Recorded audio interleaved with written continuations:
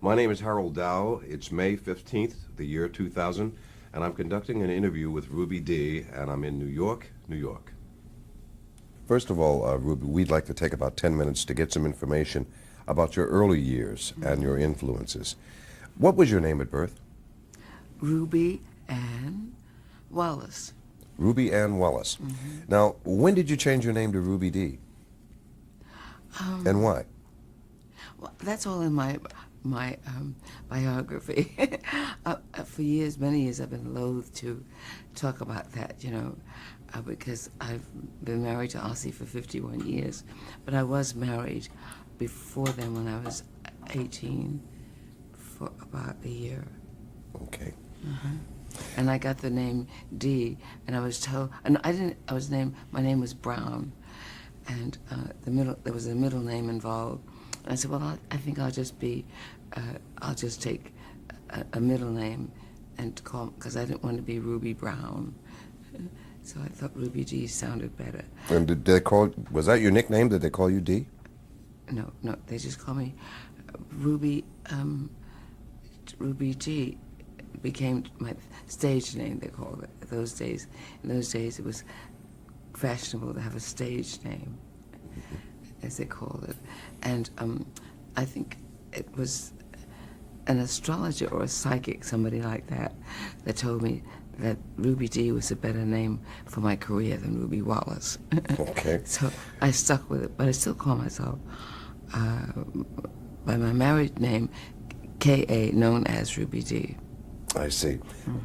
When were you born, and where were you born? I was born in October, and that's about all. All these other things you're going to find out, right? Anyway, I don't want to say the year. You don't want to say the year? Okay, that's fine. Where'd you grow up?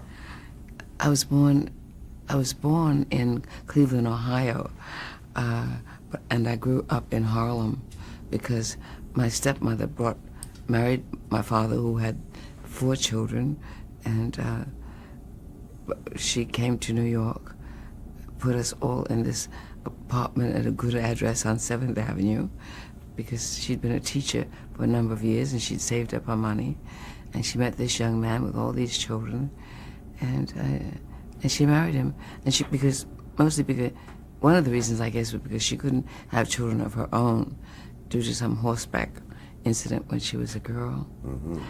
And so my stepmother became my mother, whom I didn't really know wasn't my real mother until I was 13, because I lived with her since I was about a year old.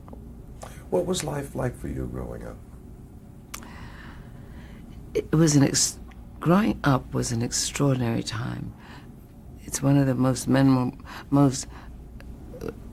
growing up in Harlem was one of the most extraordinary times in my memory, because I grew up in Harlem, and maybe as we grow older we tend to romanticize things, but Harlem was an exciting place, and most of the memories I have from my early life belong there and come from there. And I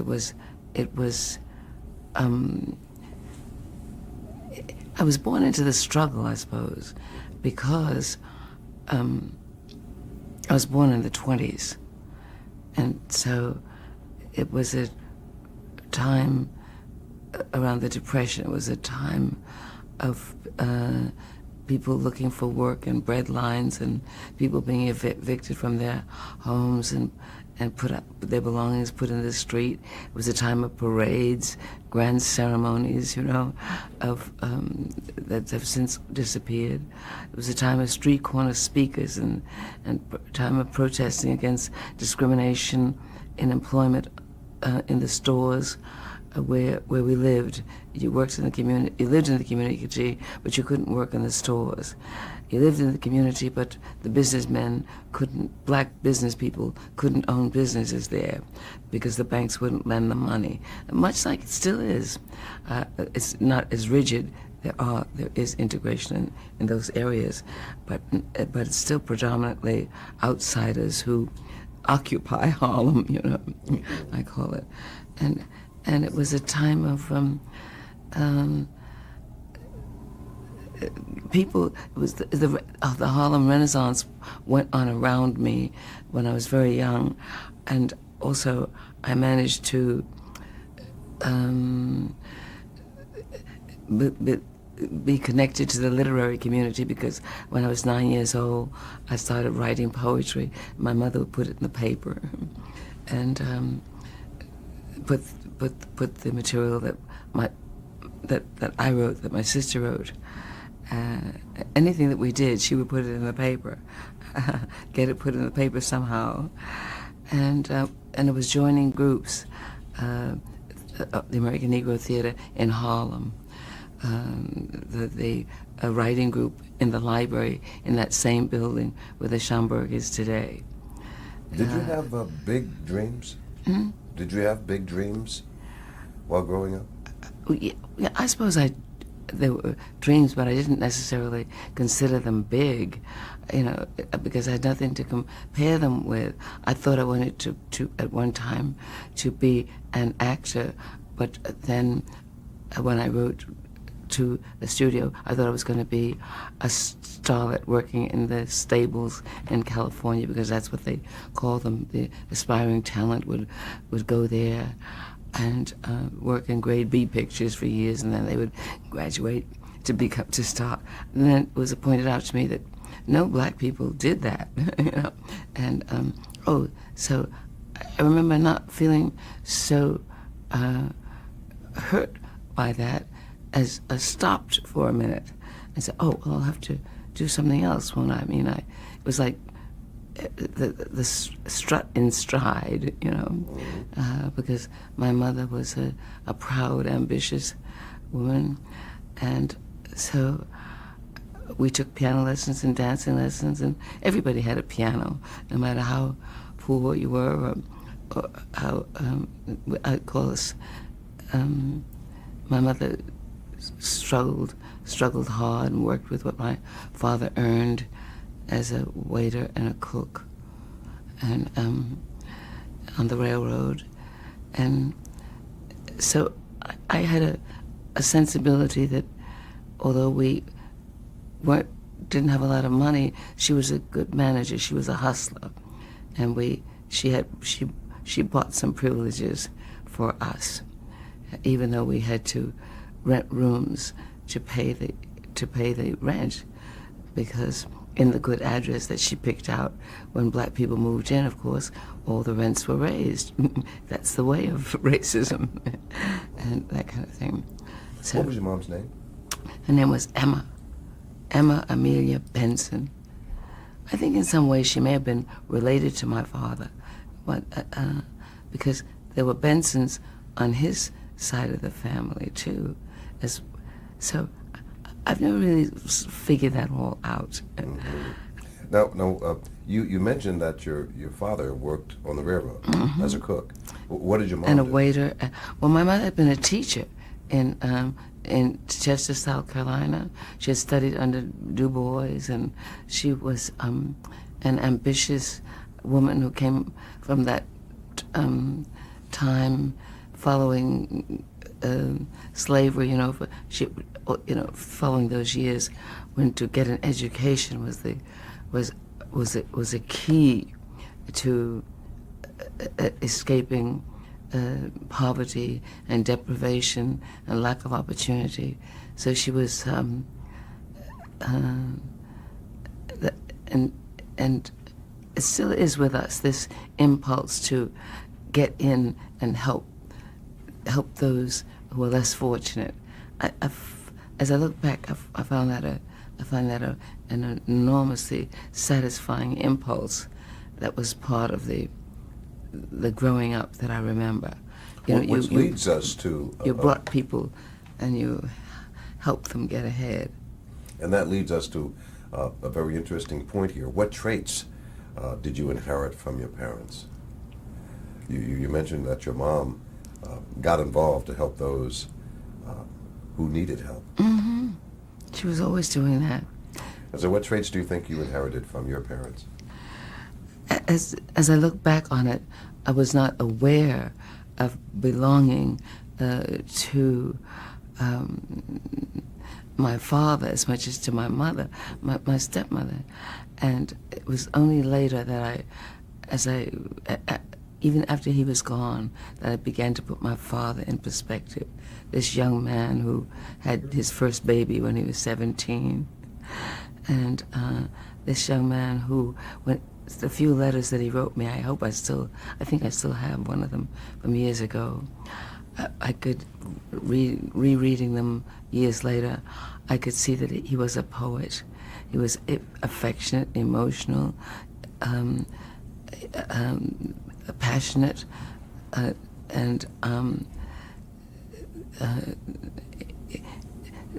he was far more, he was a warmer color than my mother. But what do you mean by that? He lived, they were a marvelous pair that to this day I wish very much that I had involved myself in trying to find out about them before they married each other. And I gave my mother a tape recorder. I told my father I was going to do this. I started taking film of them, but I didn't do it soon enough, and I missed a lot of things.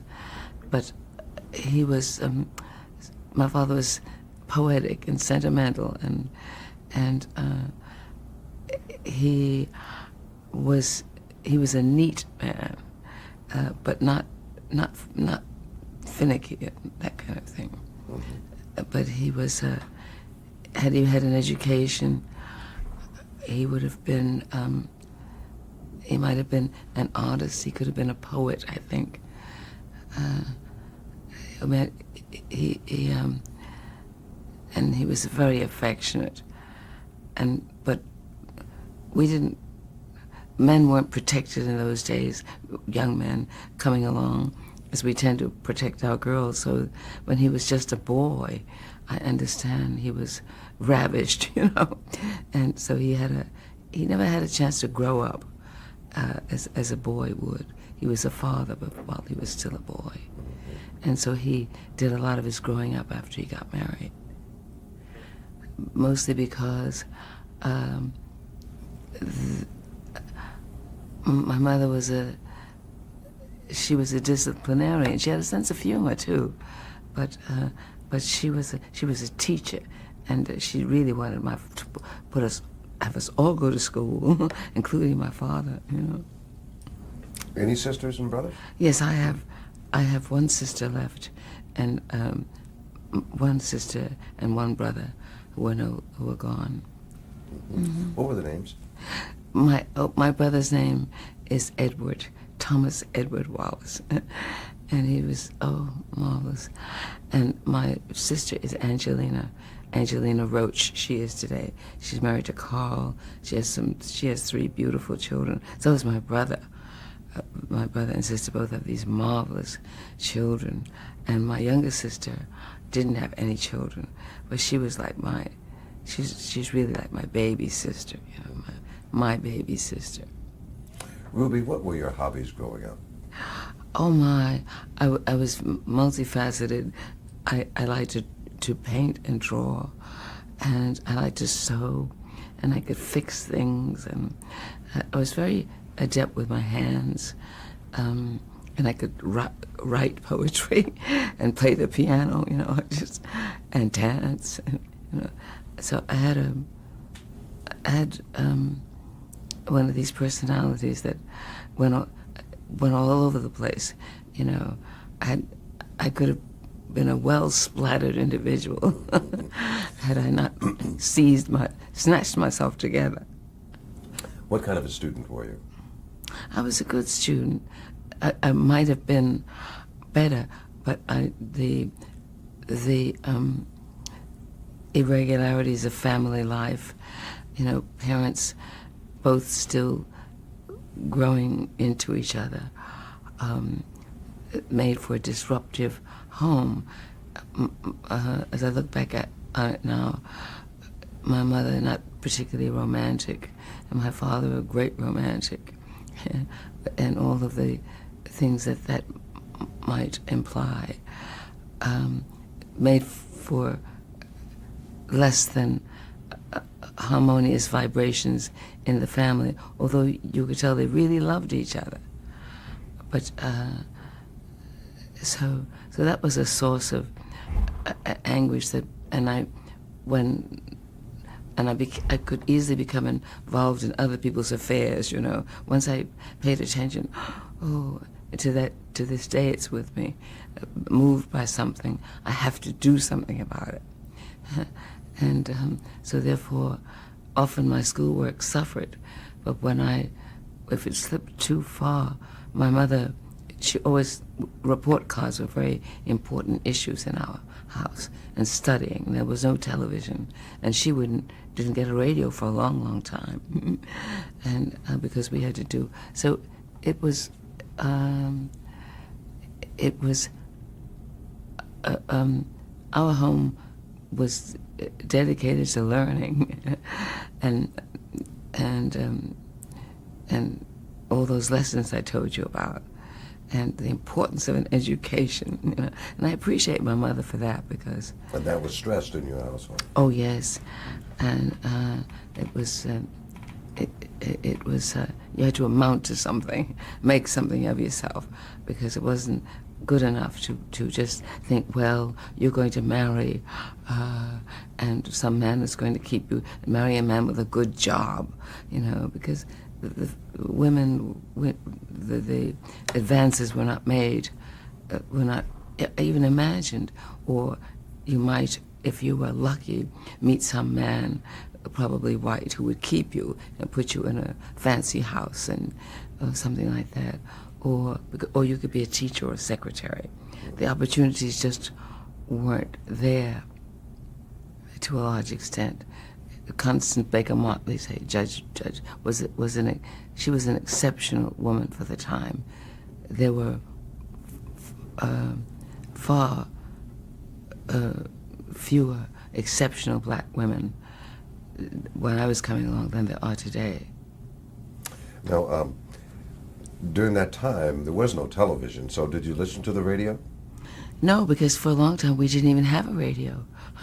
I think when around the time of Joe Louis and my mother, finally we got a television. And how our parents influenced us, because when Ossie and I had children, we didn't have a television for a long time either. We didn't get a television because, you know, our parents we learn by osmosis. And it wasn't until my mother-in-law came to live with us and wanted to listen to our stories that we gave in and got a television. And then the children couldn't watch it except on weekends, you know. When did you move to New York? Now, you said you started out in Cleveland, Ohio. Mm-hmm. When did your family move to New York? In the early, sometimes in like in the 20s, the mid 20s, I think. Mid 20s. I'm thinking, you know, I don't know the exact day. That's understandable. But I have papers that I put in a book. Because she bought, in those days you could buy an apartment that is, you could, if somebody wanted to move, they wouldn't take any furniture, just their personal belongings, and they'd sell you the apartment, furniture and everything. And that's what she did when she married my father. It's because she wanted to come to this good address. So I remember once seeing a paper that was a receipt for this transaction. Now, your high school years, what high school did you attend? Hunter College High School. And that's here in New York? In New York, downtown. And partly it was in the Bronx, too, at that time. But I went to elementary and junior high school here. Involved in any activities? The American Negro Theatre, that's the first thing I remember belonging to. You know, I think I joined that around the 1940, or something like that, 40, 41, something like that. Mm-hmm. Did you hold any jobs while attending high school? Yes, I worked through a friend of my mother's was a nurse, and I remember my first job because I like to draw and paint, and I would draw nurses' charts. I remember drawing these huge charts with, you know, the on black ink on an oak tag. You know what they call it? Oak tag was a buff-colored soft cardboards, and I would make these charts for we call it for Aunt Julia and her friends, because who were at Harlem Hospital. I think they were in training, or maybe they were already nurses. I don't remember. But I was so proud of that. And so that's one of my early jobs, also working in a button factory where I painted buttons. And then, maybe I was about 15 or so, I worked for a dentist delivering teeth. Really? Mm-hmm. And that was one of the first things I wanted to do, was to be a dentist. And I remember when I was doing, a couple of years ago, I got to play Bessie Delaney in the Delaney Sisters, Mm-hmm. having our say. Yes. It was just about Warner Peabody, by the way. Mm-hmm. Mm-hmm. And I remember Bessie Delaney, somebody on my way home from school had me look up at a building where the dental office, where Bessie's offices were. And I remember going to the edge of the street and looking up, because this was a black woman who was a dentist. I don't remember whether my first job or second job was delivering teeth, wanting to be a dentist, because that was another thing I wanted to do, be a dentist. And I'm wondering how did that, knowing that Bessie was there every day I passed that street, make me want to be a dentist. Anyway, I never met them. Even later, we did the film last year before, I don't know. Now, when did you graduate from high school, and what did you do after graduation? When did I graduate from high school? I told you I don't have I should remember these things. All I know is this. I graduated from 1939? 1939. Mm-hmm. I did? From high school? I did? I don't remember. 1939. I know I graduated from college in 1944. Mm-hmm. So I should have thought. See, I told you I can remember a whole script. That's understandable. I mean, it's understandable. And I have these all written down. Yeah. But that may be about the right time, because I joined the American Negro Theatre when I was still in high school, which was 1940. I joined the American Negro Theatre. Anyway, It's around in there. So what did you do after graduating from high school? After I graduated from high school, let me see, what did I do? I was in the American Negro Theatre by then, I think, because I was already married when I was about 8. I wasn't quite 18, because I had to get my mother's permission. Anyway, what was the question? I was saying, what did you do after high school? You said you were in the American Negro Theatre. And then I went to college. At my mother's insistence, because she'd been in the hospital, and I think she was relieved because I was married, and what college? Hunter College. Hunter College. And I remember the teachers being so pleased because some of the we'd done very well in the tests. To get into Hunter College was considered a coup, because you didn't have to pay tuition and you got in there on your average. And for years, the people who I went to junior high school didn't know about Hunter, because they weren't telling the black girls in Harlem about Hunter. And one of my best friend, her mother was a teacher, and she looked white, but she wasn't. And she found out all about these things, how they didn't tell the girls in the black schools, because it was just something you didn't tell black people about, the advantages. Still is going on too. And she found out, and she raised Cain and went to the Board of Education, and our school went into action. This is one thing I do remember about it. And the teachers, white, black, the whole school geared up to get the students ready to take that exam to get into Hunter College. And I remember when so many of us passed, we had the best. More of us went from Hunter than any school in the country that term, and the teachers kept us after school. We worked the whole term towards this test, and they met each other in the hall the day of when the grades were received, and they hugged each other and they ran back and forth. The teachers did. They were so delighted. I remember that so well, these teachers. And then they ran back and forth with the papers to be sure that we hadn't copied. Nobody had copied anything. It was great excitement. Make sure you didn't cheat. Is that? To make sure that we all came by it legitimately, all the girls who went. That was my friend Carlotta and Jean Piper and Gloria Dingle, and we just a group of us got into Hunter, which is for the first time thanks to Carlotta's mother, who found out what was being done to the black students in Harlem. Now, you said you were married at 17. Now, who'd you marry? 17 or 18. I married a midget, and I write about that in the book.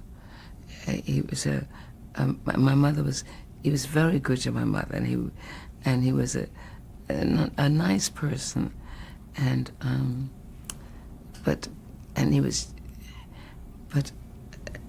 my mother liked him, and my father wasn't. My father would make me angry when he talked about him, because it was always, well, because of the unstable nature of the marriage at that time. I think that they were relieved that I would get married, and then you wouldn't have to worry about this. And he worked for a whiskey company, and so he made good money and bought a house, and so they didn't have to worry about me. And also, I married him because he said, "Oh, just look at me." He said, "I'm a freak. Who's going to marry a little freak?" And he would say things like that, making fun of himself. I met him through Mary Bruce, my dancing teacher on 120th Street in Harlem. When somebody said that to you? Huh? When he said that to you? When he said that, well, I said to him, no, he said, "Who's going to marry me?" He didn't say, "You would." I said, "No, he's going to." I said, "Oh, you mustn't say that about yourself." So I'm so busy convincing him that he is a very nice person. He shouldn't say that about himself. So when it finally got down to the nitty-gritty, he said, "Will you marry me?" I said, and so that's how it came about. And you said yes. I didn't know how to say no. And my parents were of no help, because they didn't, I talked up such a game of his being a nice person, etc. Okay, we're going to stop here. He's going to change tapes. You got your 1 minute, right?